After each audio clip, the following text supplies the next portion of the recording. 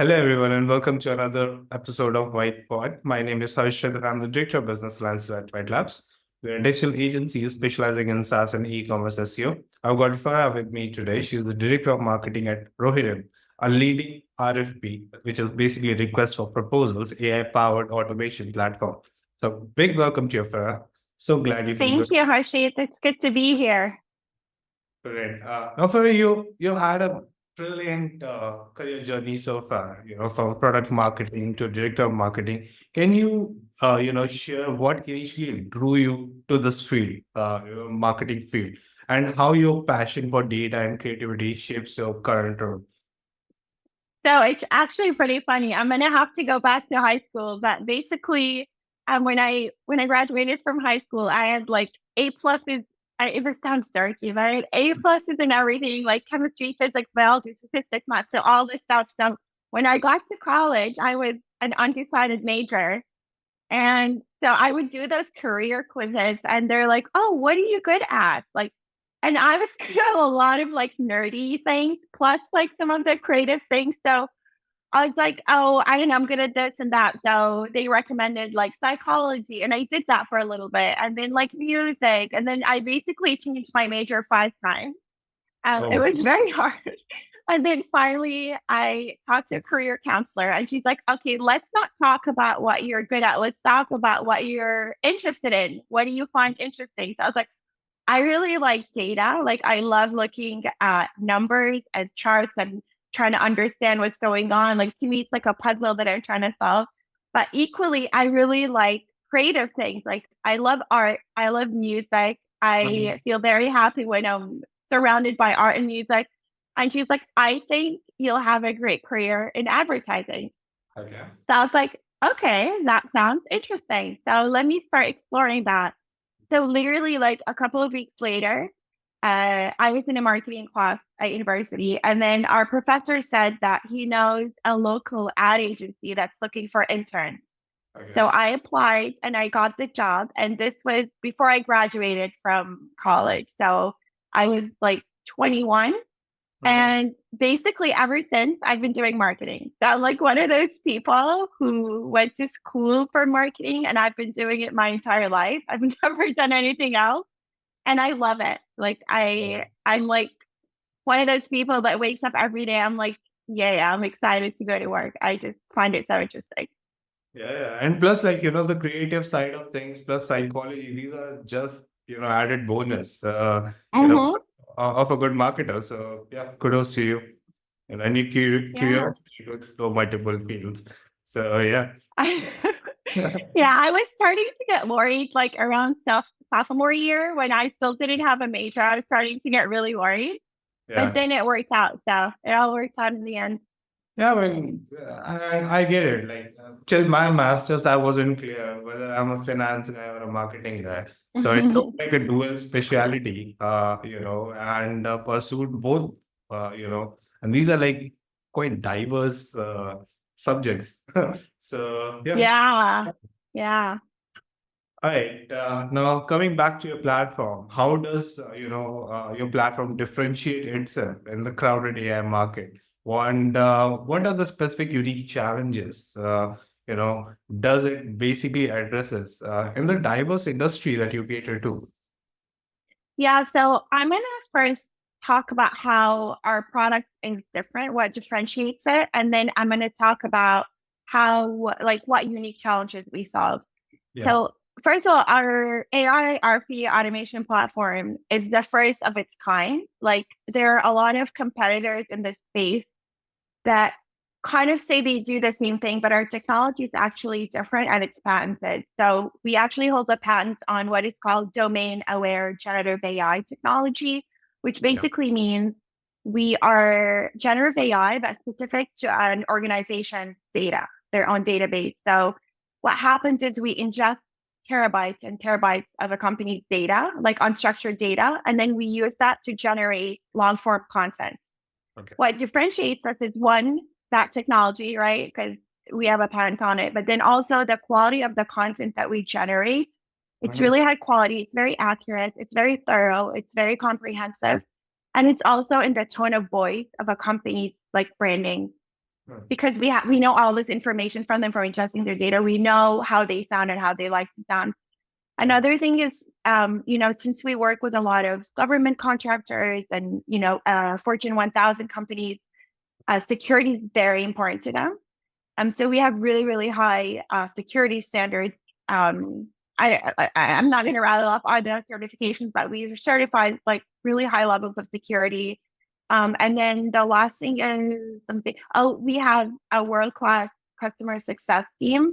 They're amazing. You never have to go through a robot or an automated like phone call. You go directly to your customer success manager. They're very knowledgeable. They're very helpful. And I think that really sets us apart from other competitors in the industry that make you go through hoops to talk to someone. Yeah.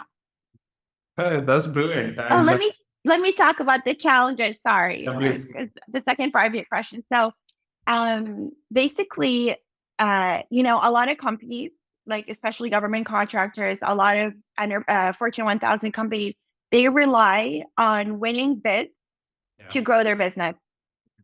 But like, I don't know how much you know about the RFP industry, but basically to grow your RFP, like your win rate or the number of RFPs you respond to, the only way to do that really before our technology was to grow the team, to hire more people. But as you know, hiring more people is very expensive and it's not really that scalable. So people companies would respond to only a fraction of the RFPs in their pipeline because of bandwidth issues, because of capacity issues. So that is like one of the unique challenges. Where we come in is we kind of supercharge the people that they already have to respond to more RFPs in the pipeline and win more proposals. So we automate a lot of, the tedious path. And that allows companies to grow more efficiently by responding to more RFPs in their pipeline and winning more RFPs by submitting better proposal responses. Gotcha. And are you also targeting, construction industry as well? So I think we have customers, honestly, from many different industries. Okay. And we do target them. We do have success with them. But you asked like where we add a unique value, and I think where we really are unique are in some of those industries that I mentioned, like government contracting, aerospace and defense, even higher ed, Fortune 1000s. Like this is where our bread and butter is, and those companies, we're not a cheap solution. We're priced higher than a lot of our competitors, but we solve specific pain points that those types of companies experience. And that's why they're willing to pay a premium for our product. But we'll welcome anyone. As you say, you can come, you'll find value for sure. But it's like those companies that are willing to pay the premium to get those unique benefits that they get with us. Gotcha. All right. I would love to know now which specific inbound strategies have been fruitful for you so far. And any specific tools that you're using or any specific practices that you have in place for carrying out your operations effectively. Yeah. So, like I mentioned, our industry is kind of niche. Not a lot of people know about it. It's not like a super, like our TAM is not hundreds of millions of people. We have a pretty small TAM. So really with our strategy, it's very targeted. We don't do any spray and pray strategies at all. That doesn't work for us. We have a very specific buyer persona. They're very senior. And they're not on TikTok or Facebook or Instagram, sometimes on LinkedIn. But they're very hard to find. Okay. And it's a very specific type of persona. And so a lot of the things that we do is very personalized. So we're currently too small to have like a full ABM tool. So we do a lot of ABM strategies manually. So a lot of it is very targeted. And then we do SEO is big for us. We know our buyers, like obviously that's like a typical touch point in a buyer's journey is search engine. So even though we're not where we want to be with SEO right now, we have a lot of plans in place that hopefully will kick off soon. But so these are basically the channels that we focus on. Okay. You're not going to see us mass marketing because that's not where our buyers are. Mhm. And how many typical touch points? I'm curious now. You have been investing on the ads front as well. So how many typical touch points does it take for a qualified, for a sales qualified conversion? Yeah, so I don't have an exact number. It's something we're still like we're going through right now. We don't have a huge customer base, so even if we looked at the data, it's not going to be statistically significant. But from what we know, um, that to get in the pipeline, to get into our sales pipeline, it doesn't take a lot of touch points because it's a niche industry. People kind of know what they're looking for. So we get a really healthy amount of form fills. But where things start taking a long time is in the sales cycle because we work with those big companies and those government contracting companies. The sales cycles are very long. And that's where there are a lot of touch points like proving value and then like just it's more laborious on the sales side of things. But with marketing, I find that people know what they want. They see the value. I think it's very easy. Like if you go on our website, I think it's very clear to see where the value is. Yeah. Um, so getting those people in hasn't been the biggest challenge. I mean, obviously we want more people, but it's not where the biggest hurdle is, if you know what I mean. Gotcha. Gotcha. All right. Now, you love creativity, you love storytelling. How do you balance these things, like, your creativity with the data-driven uh, decision making in your marketing campaigns? Yeah. So the first thing I'll say, I say this all the time, just because we're in a B2B sort of environment doesn't mean we can't be creative. I know if you look a lot of B2B company marketing, it's very dry. It's very like corporate, and I feel like I come from a strong B2C background, like from 10 plus years ago. And I Yeah. brought kind of that creativity and that like fun, vibrant marketing over to my B2B experience. Yeah. And so the first thing I'll say is you don't have to be stiff, you don't have to be boring, you don't have to be very serious, but how you balance that with data. Um, I think that's a question marketers ask themselves all the time. I think what I like to do, my approach is look at the data, right? Find the key insight, and Mhm. then don't be afraid to pounce on them. So, like so I'll use an example. So we looked at our data and we saw that we were getting more MQLs from a specific persona that wasn't originally one of our like ICPs or our target persona. Yeah. And I didn't push them away. I was like, okay, this is interesting. There could be value there. Let's launch a more personalized campaign for them. That's a different vibe from our traditional campaigns or ICPs. They're very different personalities. And Mhm. we went with that and we're going to see how it goes. And we're going to look at the data again and see if it goes well. But the point I'm trying to make is like you look at the data, you learn the insights, and then you take bold action. Yeah. Makes sense. All right. Now, I would love to understand, like, your platform solves, it's built for complex proposal workflows. So how exactly do you market such specialized tool? And any specific strategies, that you have used and that has worked really brilliantly for you, to communicate its value to, such a diverse audience? And in fact, Yeah. content must be a hurdle because you need to make your message resonate with such diverse audience. So you know what?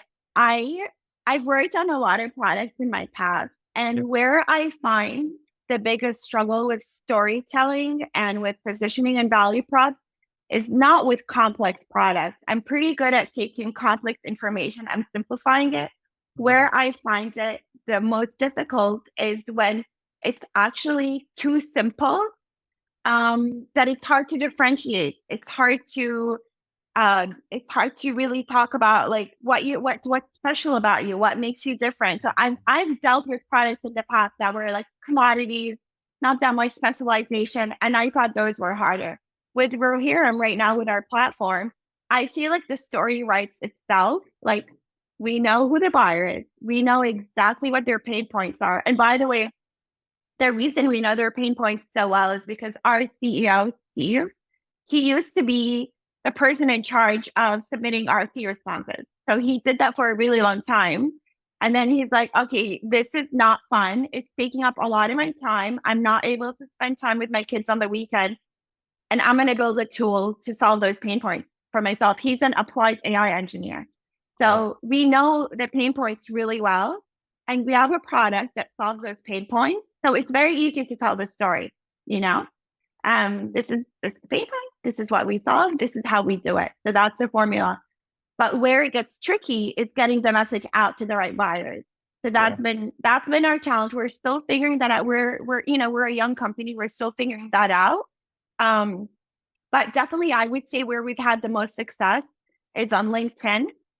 And then with paid search, and then SEO, I know we're not where we want to be.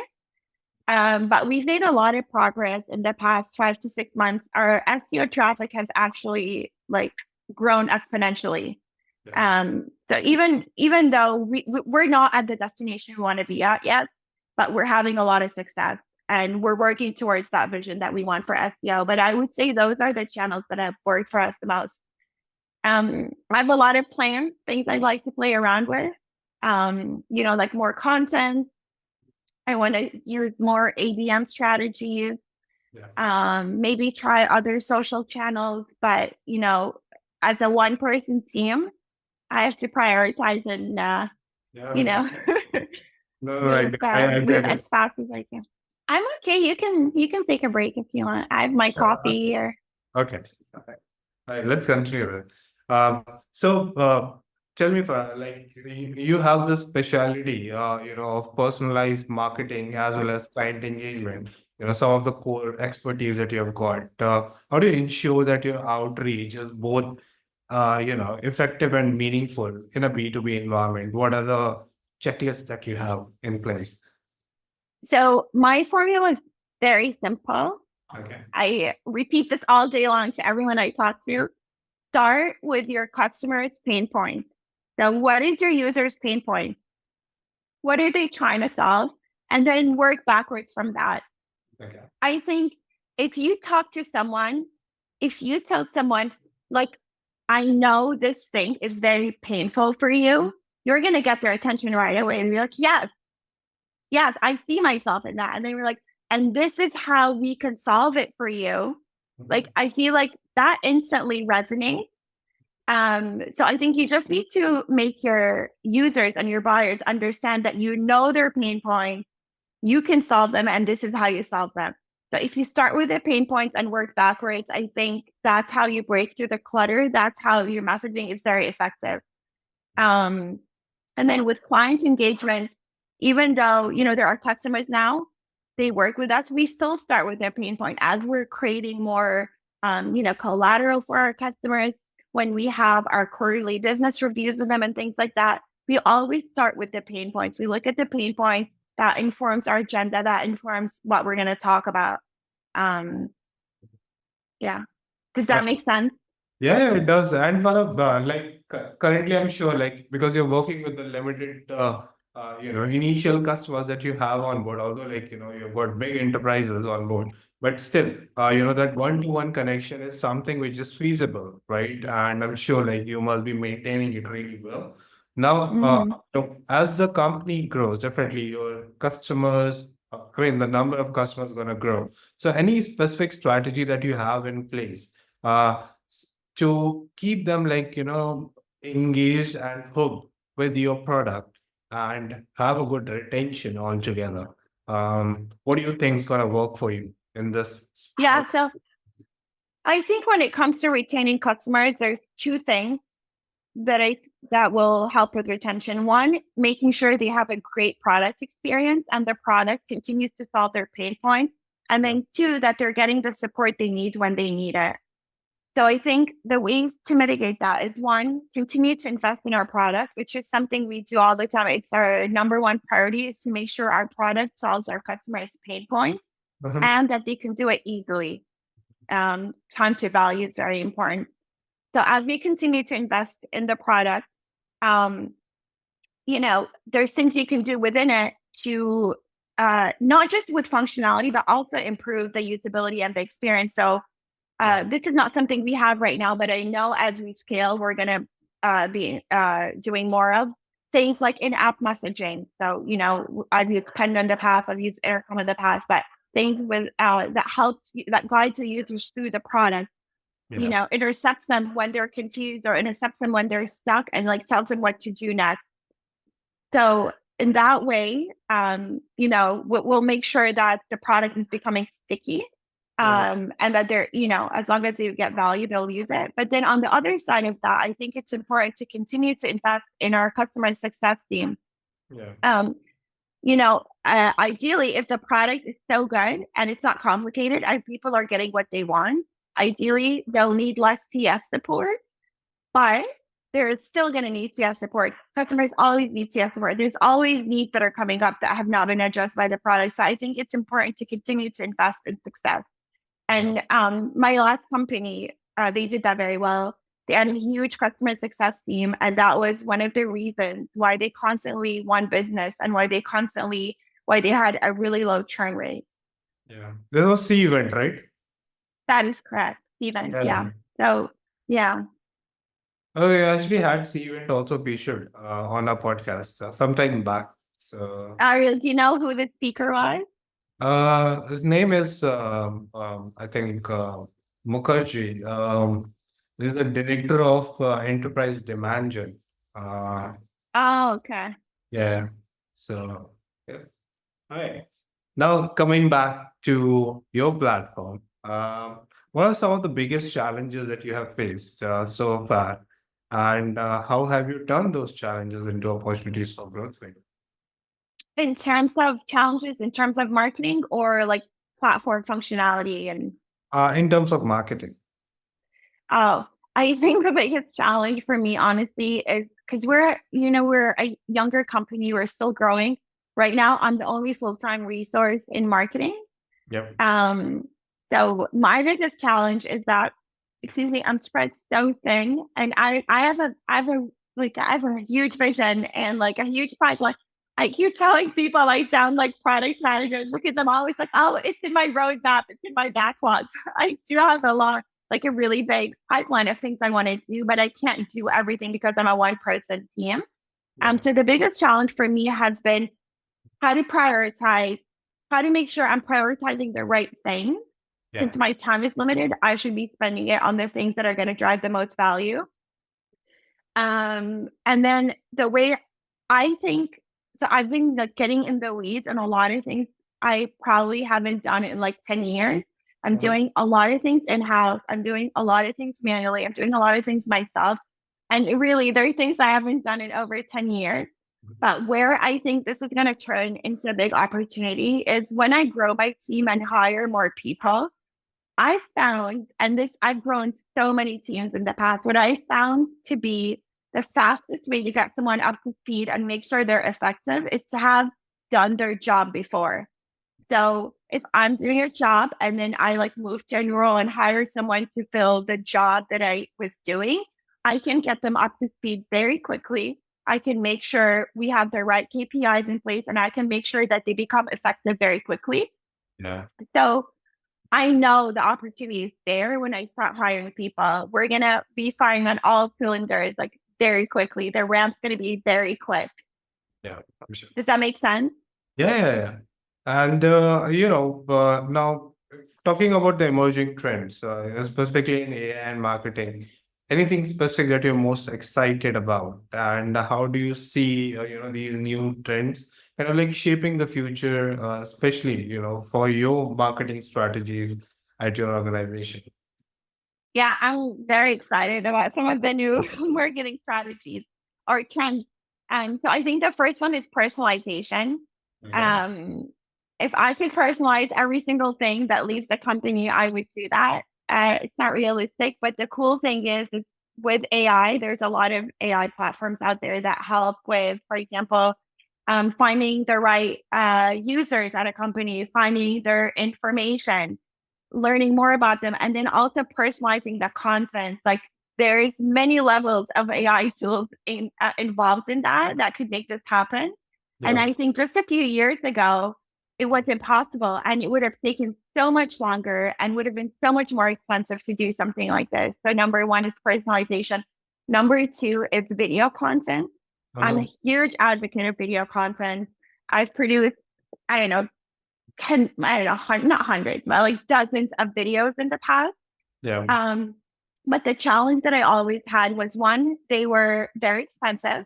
And then two, they took a really long time, not just to script, you needed to script, but then also to actually produce. And what I am really liking now is that I'm seeing a lot of video, like AI tools. Yeah.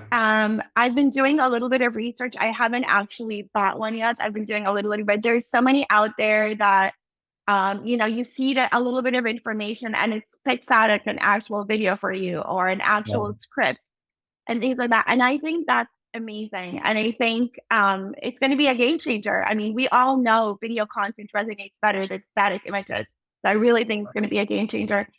And the last thing, and I know this is more applicable to some industries than others, is user-generated content, UGC. Yeah. And basically, user-generated content is to show real people using your product, right? And then show how they're getting value out of it.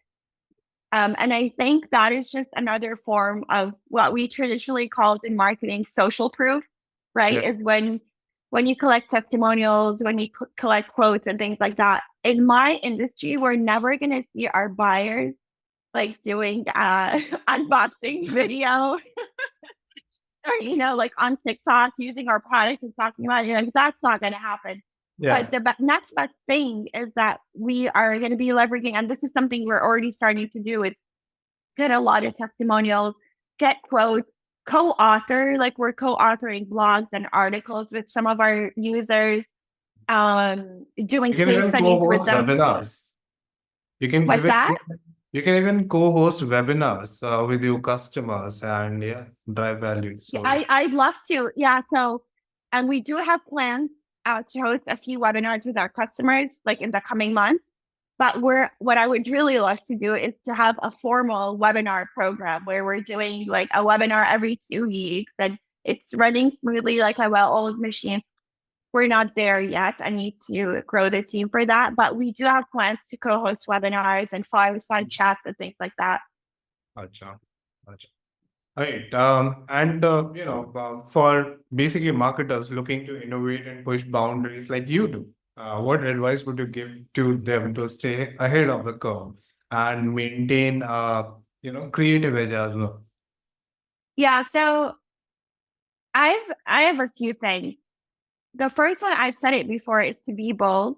Definitely look at the data. Definitely make data informed decisions. But once you have the data, be bold. Do something risky. If you don't take a risk, you're not going to see the returns. Like low risk, no returns. What's that saying? You know what I mean? So look at the data, understand the data, and then act on the data in a bold way. You can make it fun. You can make it creative. It doesn't have to be stuffy. The second thing I'll say is a lot of times, and I see this a lot in both B2C and B2B, you have someone come in to lead the marketing team.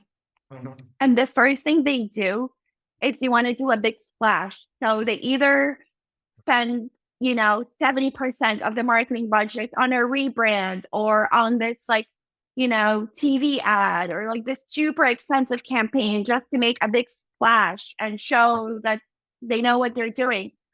So many times that has backfired because, first of all, they didn't get the impact that they want from that big splashy project that they had. And then now they don't have any budget to spend through the end of the year. So don't be afraid of making incremental changes that could amount to something really big. And that's what I've been doing. I've been doing a little bit here, a little bit there. And slowly, I mean, if you see the results we've had just from small incremental changes, it would blow your mind. Like, you can do really incredible things with small incremental changes. And the other thing that I'll say is creativity can come from anywhere. Like I do this a lot. Like I'll be watching TV or like going on a walk or even talking to my toddler, and I have these ideas like, oh, wait, this could be a cool campaign, or wait, this could look cool on like a LinkedIn ad. So like I'm always thinking, and I feel like creativity can come from anywhere. Mhm. And one thing I do a lot, I don't know, I don't know if every marketer does this, or it's just a me thing, but whenever like I look at TV ads or magazine ads, or even like when I'm at a store and a point of sale, like a booth or whatever, I always think in my head, how can I make it better? So I'm always thinking like, how can I make this better? How can I make this better? And by thinking about that, you also start thinking about what you can do better and what you can learn from this thing and take back to your own company and your own marketing strategy. Yeah. Yeah, that it works for me. All those things work for me. Uh, I mean, you mentioned a point that you take inspiration from almost anywhere. So I would love to say any specific pool of inspiration for you. Do you have that that you can share? And also, like like how do you find work-life balance, and what do you do to basically recharge and stay creative? Yeah, so a couple of things. One, I follow a lot of marketing influencers on LinkedIn a lot. And I spend like maybe 20 minutes, at least 20 minutes every day, like just checking what they're posting, what they're talking about. One thing I do a lot, also, I don't know if it's a me thing or everyone does this, is I go deep in the comments. I Mhm. think a lot of times people leave really good ideas Yeah. and suggestions and feedback and things like that in the comments, not in the actual post. So I'm like a person that I'll read a post and then I'll spend just 10 minutes looking in the comments. So a lot of times I'll get ideas there. But then I think the other thing is if you stop thinking of B2B marketing as this like corporate, like stuffy, formal thing and start thinking of it uh as something that can be creative and can be fun and can be inspirational, Yeah. you can start seeing parallels with everyday things. Like honestly, sometimes I'll be looking at a cooking video. I'll be looking at like a cooking video or like, someone doing a recipe. And I see things that I'm like, oh, like I really like the way he said this thing. Yeah. I think I can use that, rephrase it a little bit and use it in like a messaging brief or something like that. Yeah. You just have to like break that silo between thinking, oh, B2B has to be this like Yeah. super formal corporate thing, you know? Yeah. And then with work-life balance, I know, so I personally love work. So, if I work late, I find it enjoyable, but that's not something I want to do every day. So what I try to do is um me and 'cause my husband's the same way. He's very passionate about work. Mhm. So we take turns. If one of, if I work late one day, like the next day, I'll be on 100% mom duty. Make sure I spend a lot of time we have one son and a dog, and I love spending time with them. So Yeah. make sure, I'm on full-time mom duty, just spending a lot of time with them. And then he can work late. And then on the weekends, I make sure every second counts. Mhm. So, like, for example, I used to and I used to have like two glasses of wine on Friday nights, and then but I would wake up in the morning feeling just a little bit tired, and so now I'm like, okay, I'm not drinking wine on Friday. I'm gonna wake up super early on Saturday and spend every minute with my dog and my baby, Yeah. and just maximize the time that I have with them. And we do a lot of things. Even if we're just sitting at home, we'll like do puzzles and we'll color and we'll play pretend and we're just spending time together. I think honestly, I think the quality of time you spend together is much important than the quantity. Yeah. A True. lot of times on weekdays, I spend maybe 1 hour, an hour and a half total with my son, which Mhm. is not great, but on weekends we do so much together and we spend so much time bonding that Yeah. I think at the end of the day, he's a happy, healthy, secure, confident little boy. That's brilliant. All right, Farah, we're coming to an end now, and I would love to have a quick rapid fire with you. Are you ready for that? Sure, yeah, go for it. Okay. What was the most unexpected lesson you have learned from a failed campaign? From a failed campaign. Oh man, I have this one campaign coming to mind. Okay. So what I've learned the most, or the most surprising, sorry, lesson that I learned is that a lot of times people ask for something. They say they want something, but they're not sure what they want. So I'll give you an example. I had a client at one of my previous jobs asked for a user generated content campaign. Okay. And we did that for them. And they didn't like it at all because they thought we were going to get like celebrities to generate content for them. And we're like, that's, well, for us, like, first of all, we don't have the budget to hire celebrities to do user generated content for us. And thinking about that's not what user generated content really is. It's not a celebrity endorsement. So we spent a lot of money and effort on this campaign. And then when we showed them the results, they're like, no, this is all rejected.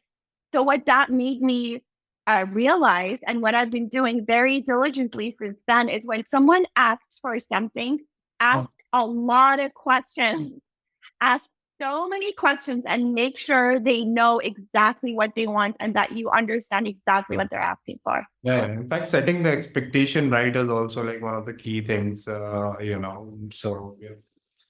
All right. Now, if magically, your marketing budget gets increased by let's say tenfold, you know, what would be the one thing that you would do with that additional budget? So, so I would invest more in account-based marketing. Okay. And that's going to include a bunch of things. So like getting the right tools and infrastructure in place, getting the right team in place. If we want to do it right and we want to do it at scale, it's expensive and it takes time. So I would probably invest in that. All right. Now, who's your favorite marketer to follow on social media? Oh, there's so many. I'll pick one. Okay, so I think I say his name wrong. His name is Kyle Yeah. Poyer. And he works for OpenView. I think he's one of the founders or one of the executives at OpenView. And they Okay. have a lot of interesting like data-driven content. Mhm. And because of my love for data, I find it so interesting. So I check his stuff all the time. Okay. What's a marketing tool or app you can't live without? So this might seem silly, but I love Canva. Like Okay. I use it for PowerPoint. I like make my decks in Canva. I Yeah. use it for like landing pages that I design. I use it for everything. And I'm not a creative or artist by any stretch of the imagination, but they make it so easy to make things look nice. Yeah. In fact, I'm a big fan of Canva as well. So yeah. Oh, I'm glad I'm not the only one. All right. Now, what's your last Gen AI prompt? Oh, I think it was a video script. Okay. Yeah, I put in some information about like what video I wanted with the video script, Okay. which I didn't use exactly. I redid the whole thing, but it was a good starting point. Defeating the blank page, as Yeah. our CEO would say. All right. Now, coming to our very last question. What's one marketing cliche you wish would disappear? When marketing, what? Sorry. Cliche. Oh, God, there's summary. Let me see. Marketing cliche. I think I don't know. I don't know if this is a cliche, but this is kind of a perception. I hear this all the time. Like, if we're not going to be number one in paid, like we don't want to do paid, why aren't we number one? What like this obsession with being number one?